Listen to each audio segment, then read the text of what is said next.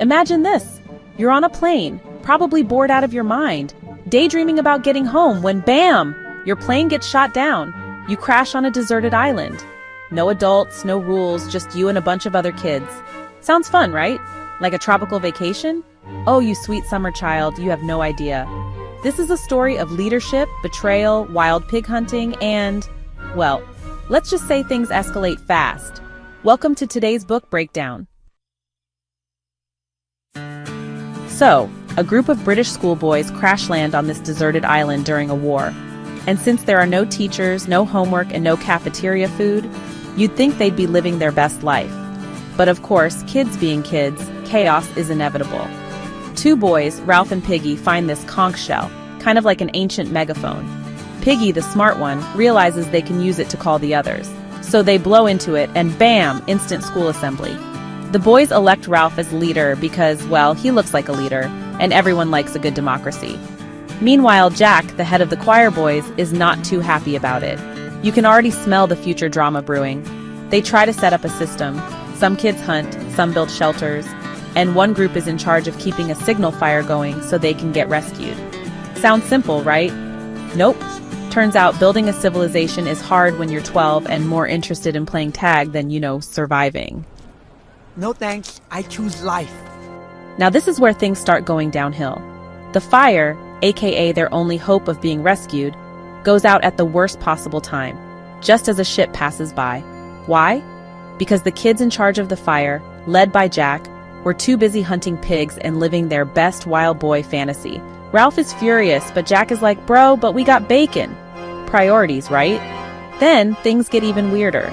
The boys start believing in a mysterious beast lurking on the island.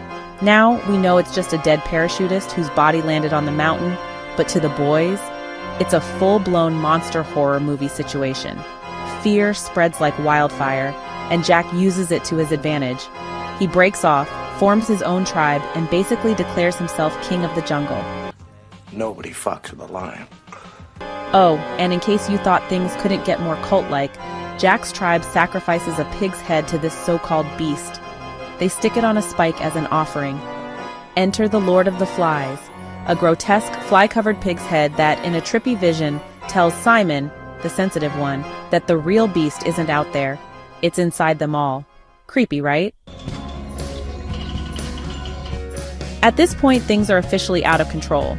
Simon, after discovering the truth about the beast, runs back to tell the others.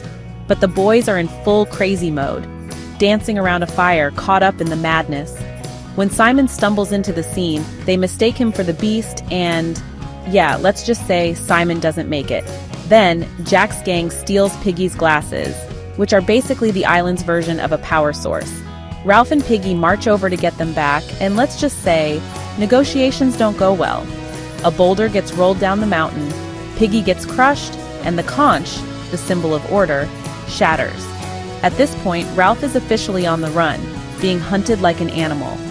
Jack's boys set the island on fire to smoke him out, and just when it seems like Ralph is done for, surprise! A British naval officer arrives. The boys instantly go from savage murderers to scared little schoolboys, as the officer just stands there like, what on earth have you kids been doing? And that's it. Game over. They're rescued, but at what cost? And that, my friends, is Lord of the Flies by William Golding, a book that proves civilization is just one plane crash away from total collapse. I love this story. I see it as a continuation of Atwood's Oryx and Crake, with Ralph, Jack, Maurice, and Co. being children of Crake. Now let's talk about what this book really means. Whoop-de-doo! What does it all mean, Basil? At first glance, Lord of the Flies is just a story about kids stranded on an island. But beneath the surface, it's a brutal exploration of human nature.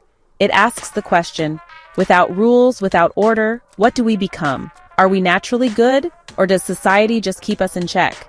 Golding doesn't sugarcoat it. He says, yeah, people can be civilized, but take away structure, and we're not much better than wild animals. It's a bleak but fascinating perspective. You see politics, fear-mongering, and the way power corrupts. Jack starts off as a normal kid, but give him a little control and he turns into a full-blown dictator. Ralph tries to hold on to democracy, but in the end, brute force wins. And let's talk about that pig's head, the Lord of the Flies itself. It represents the darkness within us all.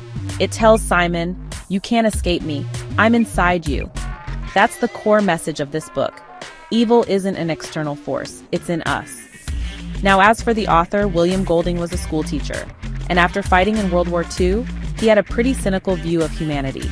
He believed that people, when left to their own devices, would eventually destroy each other. And, well, this book makes a strong case for that. Later, we realize that it is possible that the whole event was staged or probably an experiment. This is a true classic. Speaks on different levels. So what do you think? Is Golding right?